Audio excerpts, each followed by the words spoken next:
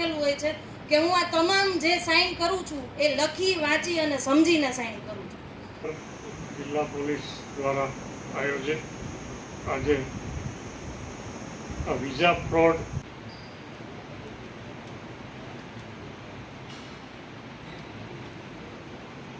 આવતા નથી.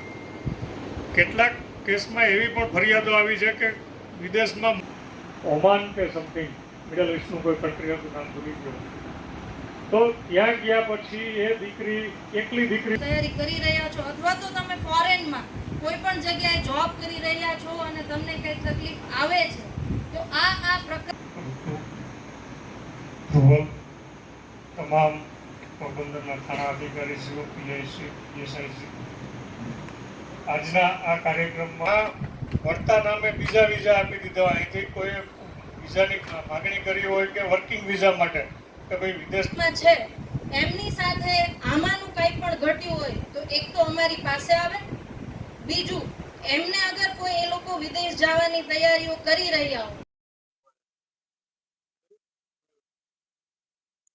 आज जो वीसा फ्रॉड हुई है उसके वीसा फ्रॉड के अवेयरनेस का प्रोग्राम पुलिस पोरबंदर पुलिस ने कंडक्ट किया है। उसमें अवेयरनेस के लिए हमने शुरू किया है। ये अवेयरनेस में हम ऐसा सभी लोगों को, पब्लिक को ये मैसेज देना चाहते हैं कि वीसा एप्लीकेशन प्रोसेस बहुत ही कॉम्प्लेक्स है। मतलब ये समझने में आपको टाइम लगता है। जब आपको टाइम नहीं होता है, समझने में मुश्किल हो जाता है, आप ऐसा करते हैं जो लोग आपको समझाने के लिए और आपको कोई भी किसी भी तरीके से आपको पैसे लेने के लिए, आपको जो भी बात करके आपसे पैसे जो लेते हैं उसको आप भरोसा ज़्यादा करते हैं। इसमें ये बात होती है कि वीसा जो प्रोसेस है, जितने भी लीगल प्रोसीजर में आप जा रहे हो उतना आपके लिए सेफ होगी। आपके पैसे आप इतने मेहनत करके, जितने भी लाखों लाख इतने सारे फ्रॉड अर्जिस में हमारे पास आए हैं, पूरा पोरबंदर में हाल में अभी लगभग 30 जितना अर्जिस हमारे पास है वीसा फ्रॉड की।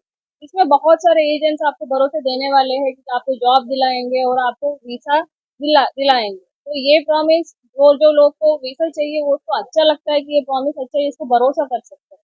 बट इसमें ये बात आपको समझना है, वीसा प्रोसेस जो भी है वो कम्प्लीटली ऑनलाइन में होती है और वीसा एजेंट्स जो है उनकी रोल होती है आपको समझाने के लिए और आपको मदद करने के लिए। जैसे कि वीसा एप्लीकेशन के लिए आपको क्या क्या करना है, क्या नहीं करना है, वो समझाने के लिए ही वो रोल होती है। वीसा एजेंट की रोल इतना ही होती है।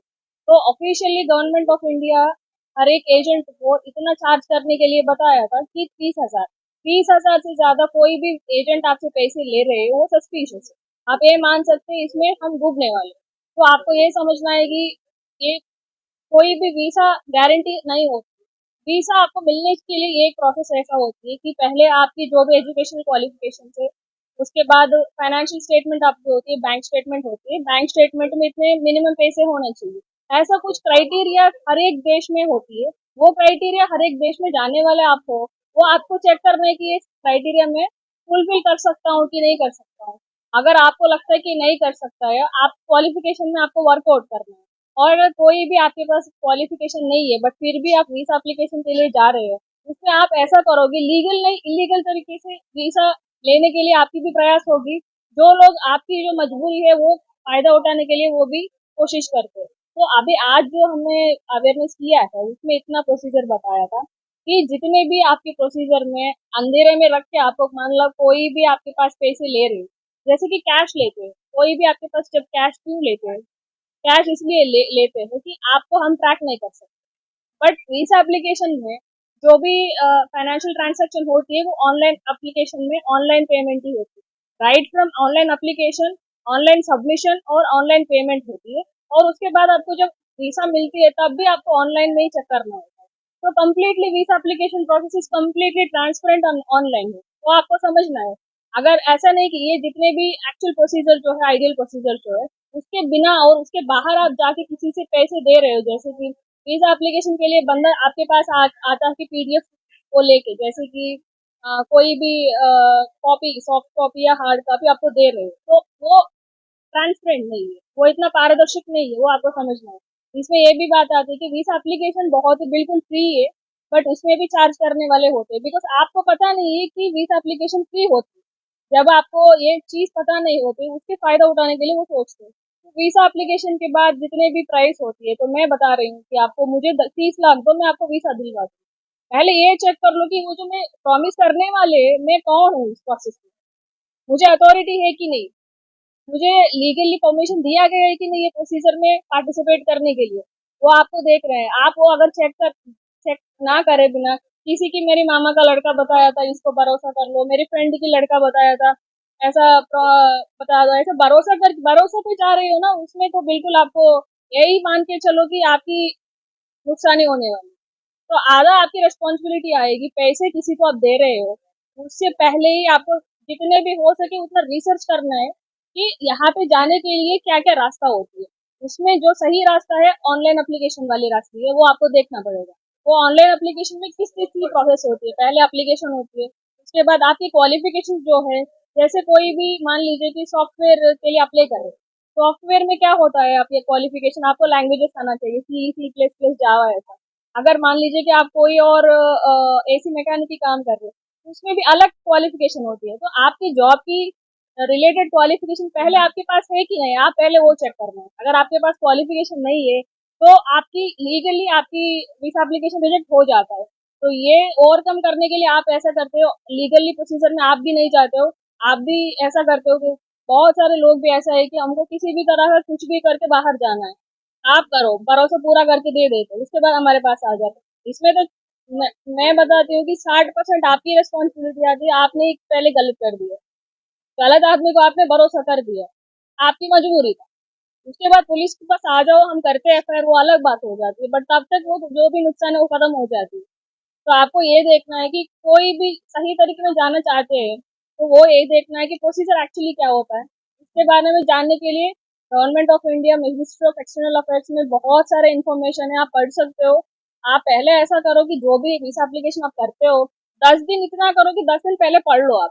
10 दिन में प्रोसीजर क्या है पढ़ लो, इसमें क्या क्या लूप होल्स हो सकता है पढ़ लो, इसमें क्या गलती होने वाली है वो भी पढ़ लो, इसमें क्या अपॉर्चुनिटीज है, क्या मौका मिल सकता है, इसमें हम अच्छे से कितने भी पैसे आप दे रहे हैं उसको कैसे सही से हम दे सकते हैं, ये सही तरीके में जा रही है कि नहीं, वो इंश्योर करना। पहले 10-15 दिन आप पढ़ लो, किसी के ऊपर भरोसा नहीं करना है। अगर भरोसा करना है, आपको वेरिफिकेशन करना है कि जैसे अभी वीसा फ्रॉड की जो पीपीटी हुई है और अवेयरनेस की प्रोग्राम में ये भी बताया गया है कि एजेंट्स जो है ना, वो वेरीफाइड है कि नहीं, वो वैलिड है कि नहीं, वो लीगल है कि नहीं, वो आपको देखना पड़ेगा। उसके लिए गवर्नमेंट वेबसाइट में आपको काफी इन्फॉर्मेशन वेरीफाई करके आप जा सकते हो। तो जो भी आप उसमें भी सही लीगल तरीके से जाओगे, उतना अच्छे से आपको नुकसान भी कम होगी। अगर वीसा रिजेक्ट भी हुई, आप नेक्स्ट टाइम अप्लाई करने के लिए होती है। अगर वीसा आपको मान लीजिए कि किसी भी तरह की आप इलीगली मिल गया है वीसा, उसके बाद आप चले गए, इलीगल वीसा में क्या होता है, वहां जाने के बाद आपको वो इफेक्ट होती है। आप इलीगली कहाँ पे भी जा रहे हो, वहां पे भी गवर्नमेंट आपको आइडेंटिफाई नहीं करती। अगर कोई भी, हितेश भाई, आप गए हैं अमेरिका, इलीगल में ही गए थे, वहां पे जाने के बाद वहां पे आपको ये उनकी गवर्नमेंट आइडेंटिफाई करेगी कि ये हितेश में इलीगली हमारे देश में एंटर हुई है, तो वहां पे भी आपको प्रोटेक्शन मिलने वाली है। आप जितने भी दिमाग लगाओ, जितने भी सोच के जाओ, वहां जाने के बाद भी आपको प्रॉब्लम फेस करना ही पड़ेगा। तो जितने आपके लिए हम ये बता रहे हैं कि इलीगल वे क्या है, वो आप इसी फ्रॉड की अवेयरनेस में समझाया था। आप जितने भी इसके बारे में जान लेना है और सोच समझ के ही जाना है, वो हमारी मैसेज है। ना, वेरीफाइड एजेंट कोई नहीं है। अभी हाल में बहुत सारे पोरबंदर सिटी में, स्पेशली सिटी में, हमने थोड़ा बहुत रिसर्च भी किया है।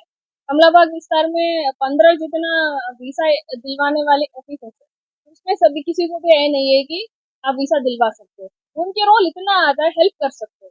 जैसे कि वीसा एप्लीकेशन, मुझे इंग्लिश नहीं आती, मान लीजिए कि मुझे इंग्लिश नहीं आती, तो वीसा एप्लीकेशन पढ़ने में उसमें जो जो पूछा गया है वो मुझे समझने के लिए वीसा कंसल्टेटिव मुझे हेल्प करेगी। उसके बाद मुझे चाहिए इन्फॉर्मेशन कि वहाँ जाने के बाद मैं क्या कर सकती हूँ, वो मैं आपसे पूछ रही हूँ वीसा कंसल्टेंसी, वो हमको बताएंगे कि आप ये कर सकते हो, ये नहीं कर सकते। ये चीज मुझे समझाने के लिए खाली वीसा कंसल्टेंसी फॉर्म होती है। और उसके बाद मान लीजिए कि मैंने वीसा एप्लीकेशन भी कर दिया है, उसके बाद मुझे जानना है कि मेरी वीसा एप्लीकेशन अप्रूव हुई है कि नहीं, मुझे ट्रैक करना है। मुझे तो पता नहीं कैसे करना, तो मैं क्या करूँ, वीसा कंसल्टेंसी उनके पास जाके, ऐसा मेरा डिटेल से मैंने अप्लाई किया है, मेरी आईडी आई है, इसके मुताबिक मुझे चेक करके बताओ कि इसमें मेरी वीसा एप्लीकेशन अप्रूव हुई है कि नहीं, अभी किस स्टेज में है। उस तरह की पूरी सिस्टम को ट्रैक करने के लिए और सबमिट करने के लिए, एप्लीकेशन फिलअप करने के लिए अब एप्लीकेशन में पेमेंट करने के लिए, ये सब चीज़ के लिए वीज़ा कंसल्टेंसी फीस है। इसके अलावा कोई भी आपको प्रॉमिस कर रहे हैं कि मैं देने वाली हूँ, ऐसा कोई नहीं हो सकता कि आपको देने वाले होता है। बिकॉज़ वीज़ा एप्लीकेशन जो मंजूरी होती है, ऊपर की वो गवर्नमेंट की एम्बेसी या कॉन्सुलेट से ही आती है। ये बीच में जो प्रॉमिस करने वाले एक बिल्कुल गलत प्रॉमिस है, बिकॉज़ ये लोगों के पास अथॉरिटी नहीं है कि मैं दे सकती हूँ आपको। मैं कौन होती हूँ कि आपको जॉब में दे सकती हूँ? मैं नहीं दे सकती हूँ आपको जॉब। कौन दे सकता है? गवर्नमेंट ऑफ इंडिया आपको जॉब दे सकती है। ऐसा कॉन्सुलेट और एम्बेसीज में आपको वहाँ से कंफर्मेशन आती है आपकी यहाँ पे वीज़ा आई है कि नहीं, वहाँ से कंपनी में ऑफर आई है कि नहीं, तो वो आपको देखना पड़ेगा। જાડેજા સાહેબને ઓપનિંગ રિમાર્ક્સ માટે બોલાવું છું સર.